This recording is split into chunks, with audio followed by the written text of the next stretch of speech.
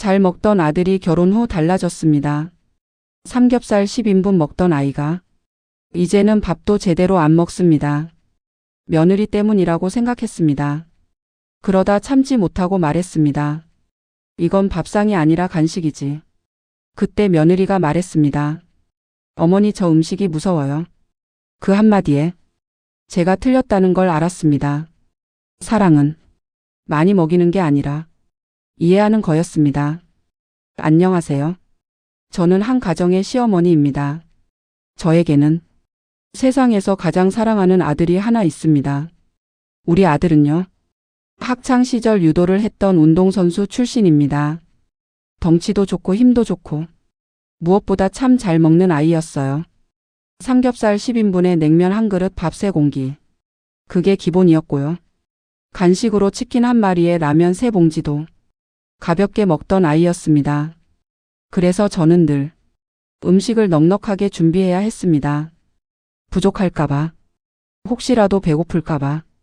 그 아이가 엄마 맛있다 하며 웃어줄 때면 그게 제 인생의 가장 큰 행복이었습니다. 그런데 요즘은 그 모습이 많이 달라졌습니다. 결혼을 하고 나서부터였을까요? 아들은 살이 빠졌고 예전처럼 잘 먹지도 않습니다. 엄마 괜찮아. 바빠서 대충 먹어. 그 말을 들을 때마다 제 마음은 참 아팠습니다.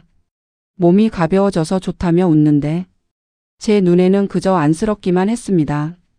며느리는 참 예쁘고 착한 아이입니다. 그런데 먹는 양이 너무 적습니다. 2-3 숟가락 먹고 배불러요 하는 모습.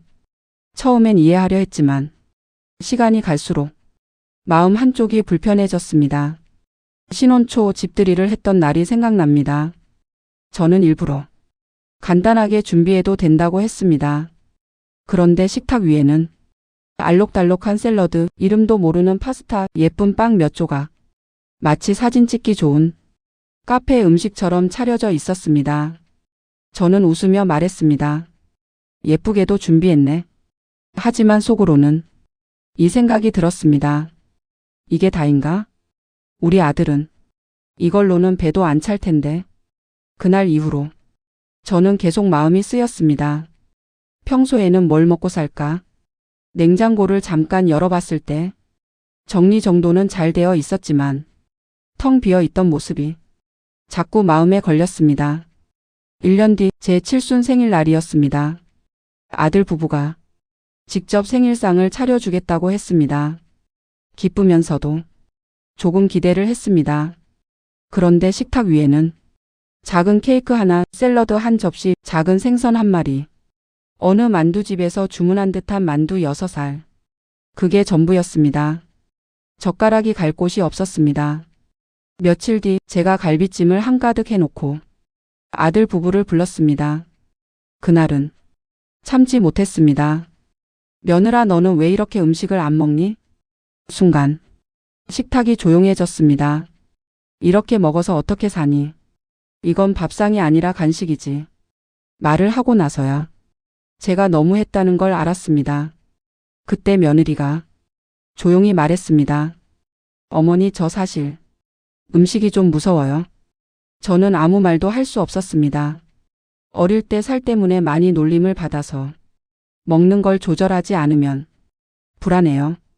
그 아이의 눈에서 눈물이 떨어졌습니다. 엄마, 나도 사실은 식습관을 바꾸려고 노력 중이야.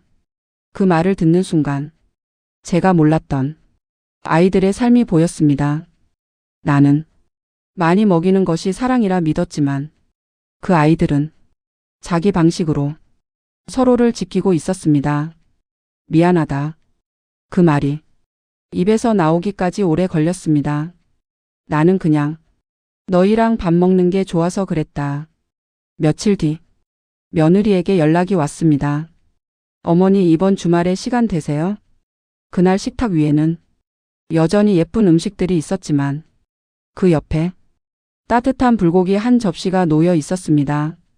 어머니, 제가 처음 만들어 봤어요. 아들은 웃으며 말했습니다. 엄마, 오늘은 좀 더 먹어볼게. 며느리도 조금 더 먹었습니다. 그날 저는 알았습니다. 행복은 많이 차린 밥상이 아니라 서로를 이해하는 마음이라는 걸요. 그러나 나는 아직도 푸짐한 밥상을 좋아합니다. 하지만 이제는 압니다. 조금 부족해 보여도 마음이 담겨 있다면 그게 가장 따뜻한 밥상이라는 걸요.